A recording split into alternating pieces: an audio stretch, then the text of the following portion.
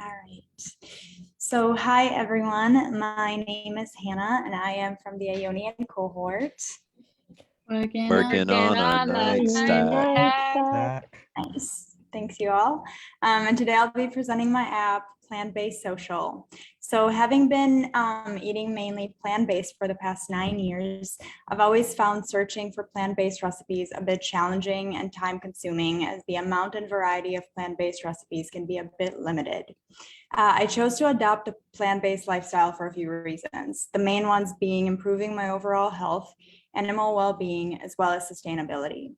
If everyone introduced just one plant-based meal per week into their diet, we could significantly reduce water consumption, carbon emissions, and deforestation, while reducing the risk of heart disease and cancer, among other diseases. Plant-based meals are packed with nutrients and are delicious when done right.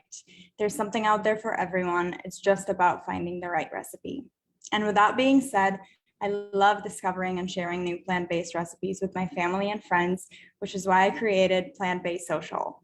Plant-Based Social is a social media recipe app for users to view, like, save, and share plant-based recipes with their family and friends. This app will provide the opportunity to create a community of new and current vegans or individuals wanting to introduce more healthy and delicious plant-based meals into their diet, while contributing to saving our environment and improving animal well-being by reducing animal consumption.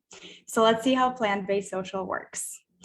So today I'll be registering as a new user. My name is Ariel, and my sister Hannah told me all about this app, and I'm so excited to finally give it a try. So I'm gonna go ahead and click Get Started, and then enter my username and my password and click Register. And then right away, I can see a ton of delicious looking recipes, but I'm specifically looking for a dinner recipe today. And right up here, it looks like I can filter by a meal type. So I'm gonna go ahead and click dinner. And I can see a few dinner recipes here, and ooh, this vegan ramen recipe looks amazing. And it looks like it takes 1 hour and 15 minutes to make, which is not bad at all. I'm gonna go ahead and click on that. And I can see that it's an easy recipe to make. It serves for, you can see a little description here. That sounds awesome. And there's also a list of ingredients here that I can bring with me when I go grocery shopping later today. And I'm just gonna go ahead and just cross off a few of the ingredients that I know I have at home, so I won't need to buy them again later today. And then here I have a list of instructions, and I can take a look at that as soon as I start cooking later today. So I'm definitely gonna go ahead and like this recipe. And then also there's a share button here. I'm gonna go ahead and share it with my sister Hannah. Let's see if I can find her. There she is. I'm gonna go ahead and share it with her. Sweet, recipe was shared. Awesome, she's gonna love this one. Okay, I'm gonna go ahead and log out and go grocery shopping for the rest of my ingredients. All right, so now I'll be playing a role of a plant-based social chef. So my name is Hannah, and I actually happen to be a chef on Plant-Based Social. I have a few tasks that I have to complete today, so I'm gonna go ahead and log in really quick. And then before I complete any of my tasks, I just want to see if I received any shared recipes today. So I'm gonna go to my messages. And ooh, it looks like my sister Ariel shared a vegan ramen recipe with me. That looks so good. I'm gonna go ahead and save it to my favorites. And then sweet, it's at the top of my favorites. So now I'll remember to take a look at it later today as soon as I'm done with my tasks. So the first task I'm gonna have to get done today is to add a recipe to Plant-Based Social. So I'm gonna go ahead and hit this add button. And then I have this recipe form that I have to fill out. So I'm gonna go ahead and just fill it out with my new recipe. Sweet, so it's gonna be a chickpea tacos recipe. I have my ingredients filled out and my instructions filled out, and I'm gonna go ahead and submit this recipe.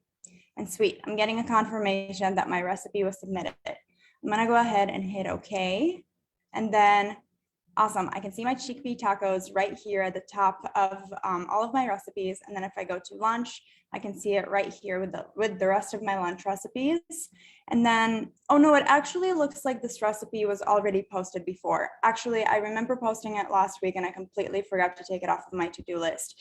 So I'm gonna go ahead and click on this recent recipe that I posted, go to edit, scroll down, and then hit delete recipe. And then it's asking me if I'm sure that I want to delete this recipe. Yes, I'm sure, delete. And then if I go back to lunch, Awesome. I only have one chickpea tacos recipe. The second thing I had to get done today was to actually update this magical summer rolls recipe. It doesn't take 45 minutes to make, it actually takes 30 minutes to make this recipe. So I'm gonna go ahead and click on this recipe, go to my edit mode, and then change my minutes to 30 from 45, and then scroll down to submit recipe. Sweet, my recipe was submitted successfully. And then right here, I can see that my prep time was changed to 30 minutes from 45. Awesome. Well, that's all I was going to complete today. I'm gonna go ahead and log out for the day. And that's Plant-Based Social. So the most challenging part of building Plant-Based Social was the add and edit recipe form, as it included so many different parts and complex queries to it.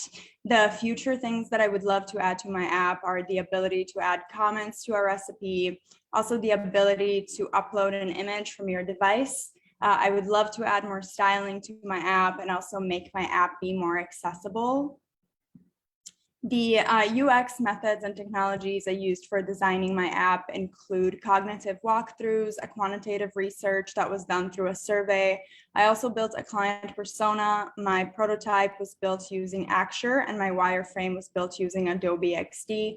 I used Adobe Illustrator to design all of my graphics. And then lastly, I used Google Chrome Lighthouse to test accessibility.